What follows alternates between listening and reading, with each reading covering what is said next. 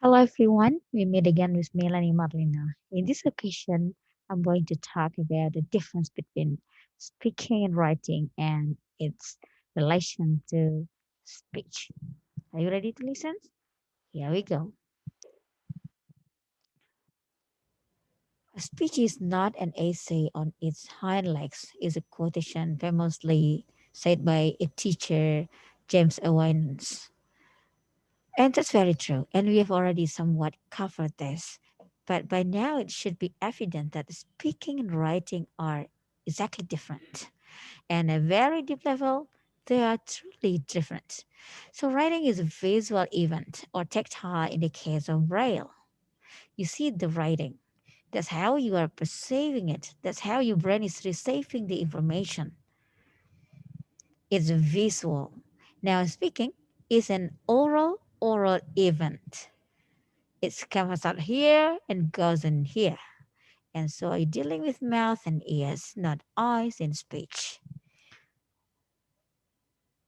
And so in this lecture, I kind of want to just talk at a very broad level about some of differences between speaking and writing. So to begin with, fundamentally, speaking is acquired. Okay? Writing is learned. You did not emerge from the womb with the ability to write, and you didn't come out of the womb, pen in hand, either. Childbirth would be even worse if this were the case. But we as human beings have the ability to speak. I've got a kids, and right now my oldest son he's writing, and we are working on helping him craft his letters, and we have to teach them how to write, and we do not teach him how to speak. Now we may model it, we may correct it, but as a human being, he's going to speak. As a bird is going to fly, the child is going to speak, apart from some extreme cases of some biological problems. But he's going to speak. He's got a capacity for speech. And we see this, you can look at linguists like Steven Pinker and the language instinct. They talk about how over years of evolutions we have developed language. It's biological. We are going to communicate. And spoken language is one of the chief ways that we are going to do that. And that explains illiteracy. Writing has to be learned. There's lots of places where people just don't, they haven't gotten that yet.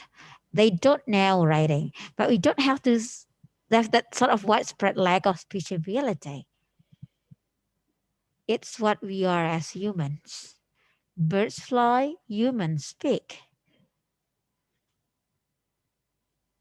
So writing is learned. Writing emerged later. Writing is a human invention. There was a time before writing. There might well be a time after writing. Some would argue online education is hastening that. So kudos to us for bringing about oblivion.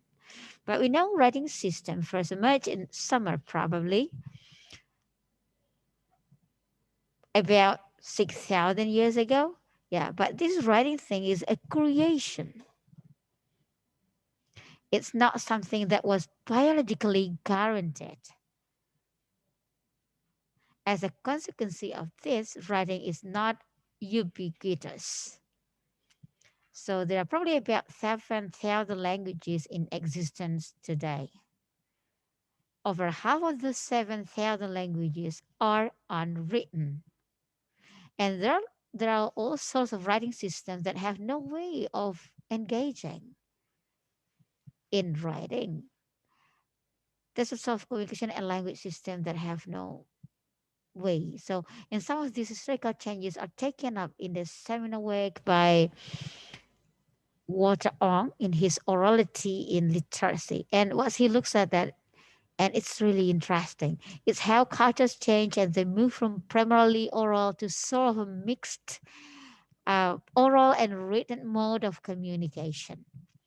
No, a thinker was influenced by the famous media critic Marshall McLuhan, who famously said, "The medium is the message." Very true. When we stand up to present in front of the audience, the medium is speech. The medium is speech. And that is a fundamental important thing to understand when it comes to preparing speeches and delivering speeches. A speech is not an essay on its hind legs. It's not merely reading at the audience. So, in the next lecture, we are going to do an experiment to see how this difference in media manifests. How can we can hear writing when performed orally, and how we hear orality as it exists when spoken naturally. Okay, thank you very much for your attention for today. See you again soon. Have a great day. Thank you for watching.